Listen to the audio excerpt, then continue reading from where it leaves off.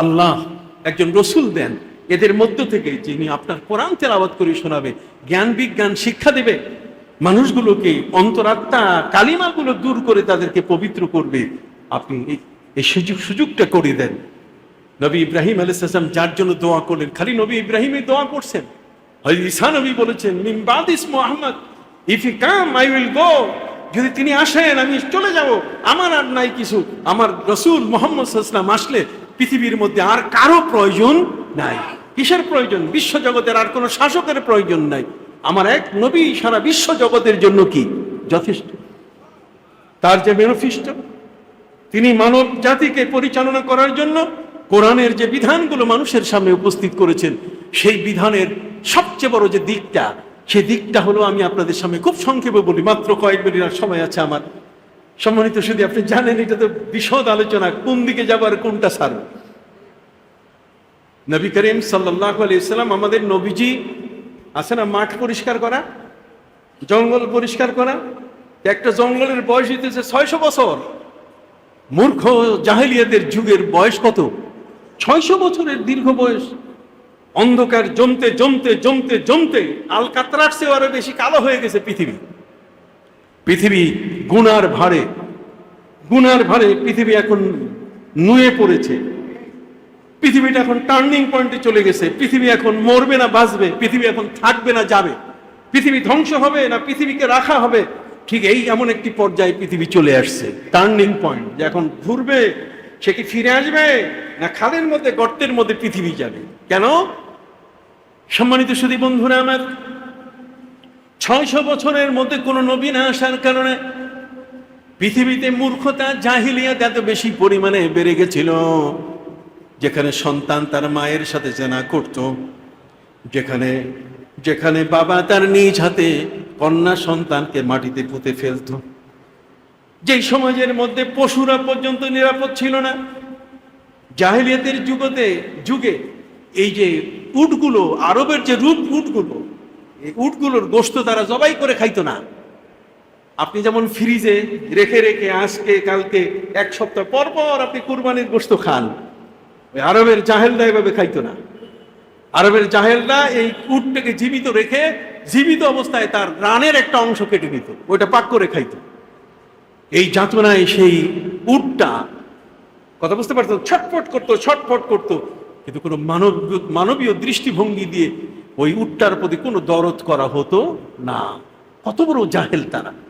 একটা জীবন্ত উট, সম্মানিত শুধু তাই নয়, যাদের অর্থ আছে, সম্পদ আছে, তারা যখন এই উটের খেলা, ঘোড়ার খেলা যখন খেলতো, তখন তার ঘোড়ার পায়ের সাথে তাদের যে দাসীগুলো ছিল, সেই দাসীগুলোকে বেঁধে দিয়ে ঘোড়াগুলোকে চালাই দিত।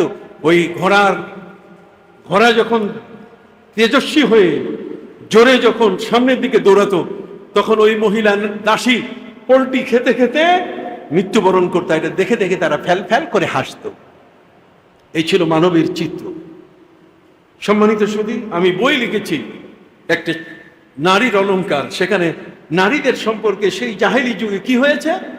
জাহেলি যুগে হয়েছে ওয়ায়াদাউনা আফআলাহুম আলা আফওয়াহিহিন্না, ওরা কোনো বউ যখন ছেলের বউ বসাইয়া বা ছেলের বউ বেশাইয়া যখন নিজের ঘরে আনতো, এই বউ যেন কথা বলতে না পারে। আমাদের বউরা তখন অনেক কথা কয়, আর জাহেলি যুগের বউরা কথা বলতে পারতো না, তাদের মুখের মধ্যে তালা লাগাই দিত। আমরা যেমন ঘোড়াতে মুখের মধ্যে লাগাম লাগাই দেওয়া হয়, কথা কন না, ঠিক এমনি করে সেই সময়কালে যারা মহিলা নারী, তাদের মুখের মধ্যে অটোমেটিক চেন পাওয়া যেত, লোহার চেন, এটা মুখে এমন ভাবে আটকাই দিত, ওই মুখের মধ্যে আটকে তালা লাগাই দিত। ওয়ায়াদাউনা আফআলাহুম, কুফলুন মানে তালা, কুফলুন মানে কি তালা, ইয়াদাউনা মানে রাখতো, আলা আফওয়াহিহিন্না, তাদের মুখের মধ্যে তালা লাগাই দিয়ে রাখতো, যাতে কথা কইতে না পারে। দস্তুর মতো এই নারী এবং পুরুষদেরকে দাস এবং দাসী বানাইয়া এদেরকে বাজারে বিক্রি করা হতো, নির্মম অত্যাচার। আপনি জানেন, এই যারা বলে যে ইসলাম দাসত্ব প্রথা চালু করেছে, এরা বেঈমান, এরা ইসলামকে কলঙ্কিত করতে চায়। ইসলাম দাসত্ব প্রথাকে কখনো সমর্থন করে নাই। যদি তাই হতো, তাহলে হযরত সালমান ফারিসি রাদিয়াল্লাহু তাআলা আনহু, এক ইহুদির গোলাম, নবী করিম সাল্লাল্লাহু আলাইহি ওয়াসাল্লামের কাছে ইসলাম গ্রহণ করলেন, তখন তার বয়স হয়েছিল 235 বছর।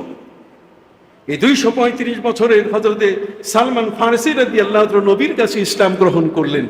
আর তিনি বলছেন, নবী আমি তো একজন একজন ইহুদির আমি গোলাম, আপনি আমাকে এর থেকে মুক্তির ব্যবস্থা করেন। সুবহানাল্লাহ। আমার নবী তাকে মুক্তির ব্যবস্থা করলেন।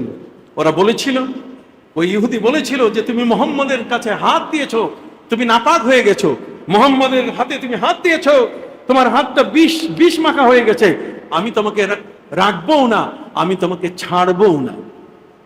হযরত সালমান ফারসি রাদিয়াল্লাহু তাআলা আনহু আমার নবীর কাছে গিয়ে আবেদন করলো, হুজুর ইহুদি তো আমাকে রাখবে না, তবে ছাড়বেও না, শর্ত দিয়েছে যদি দুটো কাজ আমি করতে পারি তাহলে আমার মুক্তি দিবে সে।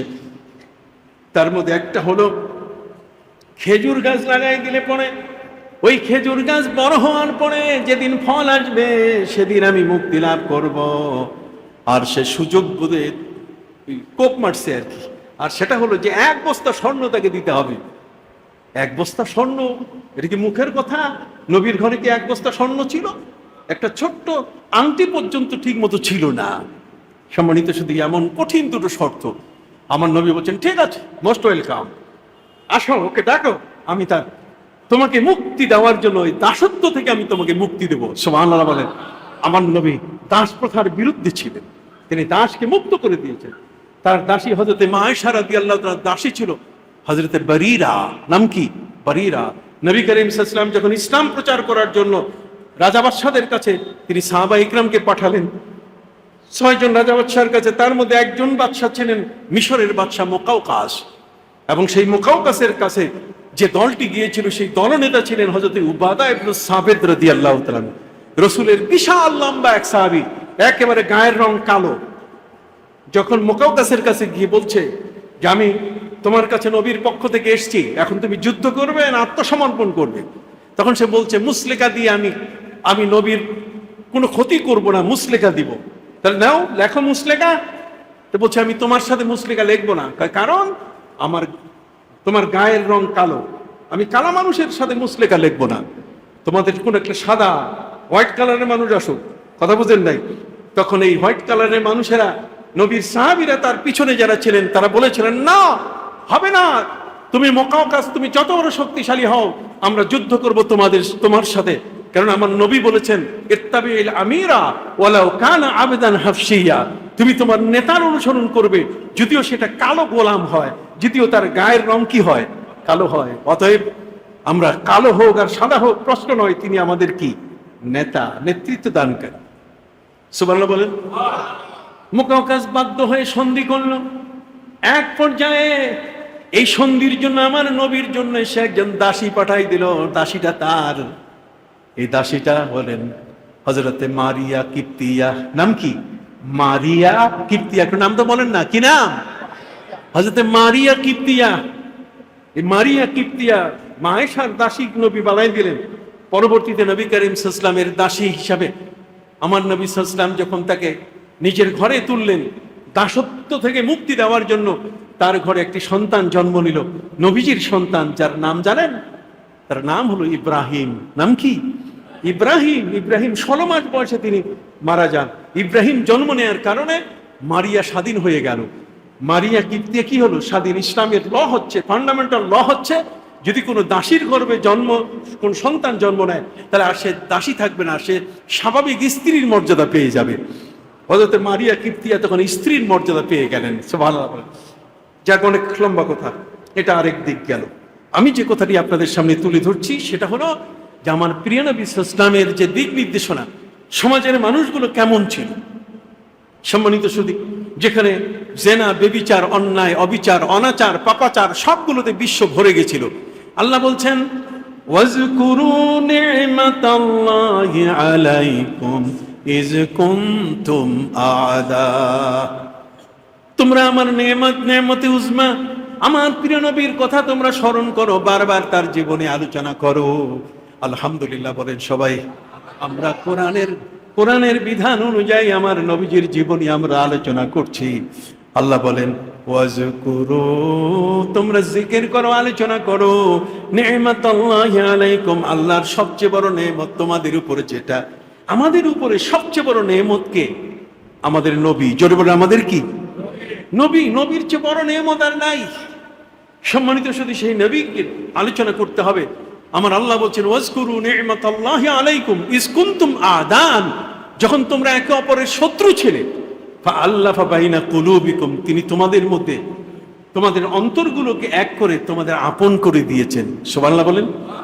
তাহলে গোটা সমাজকে আপন করার, মানুষে মানুষের যুদ্ধ, ভাইয়ে ভাইয়ে বিবাদ, নানা ধরনের বৈষম্যবাদ, কালো আর সাদার এত বেশি অত্যাচার যে সাদারা কালোকে দেখতে পারতো না, কালো কাকে সাদাকে দেখতে পারতো না। আপনার নেলসন ম্যান্ডেলার নাম শুনছেন কিনা? 27 বছর বেচারা জেলের মধ্যে পুড়েছিল, একটি মাত্র কারণ, সে বলছে যে সাদা আর কালোর মধ্যে কোনো পার্থক্য থাকবে না, সাদা আর কালোর মধ্যে পার্থক্য থাকবে না, এই কথাটি বলাই ছিল তার অপরাধ। যে কারণে থেকে 27 বছর এমন একটি প্রকোষ্ঠে রাখা হয় যে সূর্যের আলো 27 বছর তার চোখে পড়ে নাই, 27টি বছর তার চোখে পড়ে নাই, শুধু একটা কথার কারণে যে সাদা আর কালোর মধ্যে কোনো পার্থক্য করা যাবে না। সেই লোকটি নেলসন ম্যান্ডেলা যখন মারা গেলেন, তখন আমাদের মহান রাষ্ট্রপতি জনাব আব্দুল হামিদ সাহেব তিনিও গেছিলেন। পৃথিবীর 100 জন রাষ্ট্রপ্রধান তার ওখানে গেছিলেন নেলসন ম্যান্ডেলার শেষকৃত্য অনুষ্ঠানে। তাহলে একটা ছোট কথার কারণে 27 বছর যে লোকটা এমন একটা প্রকোষ্ঠে, জেলখানার এমন একটা কর্নারে তার 27 বছর থাকতে হলো, যে 27 বছরের মধ্যে তিনি সূর্যের আলো দেখেন নাই। তার একটা কথা ছিল দাবি, সাদা কালোর মধ্যে কোনো পার্থক্য নাই। আর আমার নবী শুধু সাদা কালোর মধ্যে পার্থক্য নাই, এখানে এইটাই বলছেন না, গোটা বিশ্বকে একটা আমব্রেলার নিচে, একটা ছাতার নিচে সারা বিশ্বকে তিনি আনার জন্য এই বিশ্বের মধ্যে আমার নবী রহমতুল্লিল আলামিন হয়ে আসছেন। তার অবদান শুধু নেলসন ম্যান্ডেলার একটা না। ইয়া আইয়ুহান নাস ইন্না খালাকনাকুম মিন যাকারিন ওয়া উনসা ওয়া জাআলনাকুম শুউবান ওয়া কাবাইলা লিতাআরাফু ইন্না আকরামাকুম ইনদাল্লাহি আতকাকুম। আল্লাহ বলেন তোমাদেরকে গুচ্ছ গ্রামের মতো একজনের পাশে আরেকজনকে বাস করার সুযোগ করে দিয়েছি। এর অর্থ এই নয় যে তোমরা মারামারি কাটাকাটি করবে, বরং আল্লাহ বলে দিয়েছেন কি? আল্লাহ বলে দিয়েছেন ওয়াল জারি দিল কুরবা ওয়াল জারিল জাম ওয়াস সাহিবি বিল জাম ওয়াবনিস সাবিল। আল্লাহ বলেন তোমার বাড়ির পাশে, তোমার ঘরের পাশে যে প্রতিবেশী আছে, সেই প্রতিবেশীর সাথে তুমি মিলে থাকো। খবরদার, ইন্না আকরামাকুম ইনদাল্লাহি আতকাকুম, তোমাদের মধ্যে সবচেয়ে উত্তম ওই মানুষটা যার মধ্যে তাকওয়া আছে। এই জন্য আমার নবী বলে দিয়েছেন, কি চমৎকার কথা, বিশ্ব জগতের ওই আরবদের বর্বরতা, ওরা যেন কোনোদিন অনারব আজমি মানুষদের উপরে যেন মাথা উঁচু করে এদেরকে যেন শাসন করতে না পারে। এই জন্য আমার নবী বলেছেন লা ফাজলা লিল আরবি আলাল আজম ওয়ালা ফাজলা লিল আহমারি আলাল আসওয়াদ ইল্লা বিত্তাকওয়া।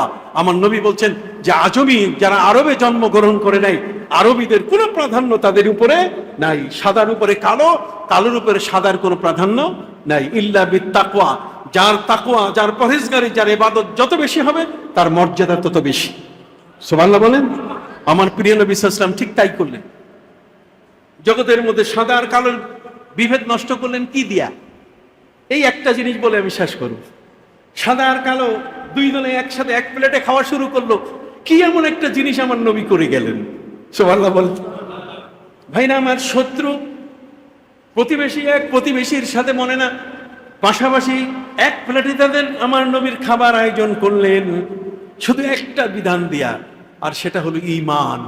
আমরা সবাই কি ঈমানদার, কাজে সাদাও ঈমানদার, কালাও কি ঈমানদার, প্রতিবেশী সেও ঈমানদার, আমিও কি ঈমানদার। ঈমানের উপরে ভিত্তি করে সবগুলোকে নবী একটা আমব্রেলার মধ্যে নিয়ে আসলেন। তাআলাউ ইলা কালিমাতিন সাওয়াইন বাইনানা ওয়া বাইনাকুম আল্লা না'বুদা ইল্লাল্লাহ ওয়া লা নুশরিকা বিহি শাইআ। আসো একটা ছাতার নিচে আমরা একত্রিত হই, যেখানে একটি মাত্র আমাদের ম্যানিফেস্টো থাকবে যে আমরা মানি কাকে? আল্লাহকে। জোরে বলেন, কাকে মানি? তাহলে সে আল্লাহকে মানার ঈমানের উপরে ভিত্তি করে এই একটা জিনিস দিয়ে তিনি বিশ্বকে একত্রিত করার সবকিছু আয়োজন করলেন। সেই মহানবী সাল্লাল্লাহু আলাইহি ওয়াসাল্লামের শুভাগমন ঘটেছে এই মাসে। সম্মানিত শুধু সারা বিশ্ব আজকে তার কথা বলে, সারা বিশ্ব এখন তার নাম উচ্চারণ করে।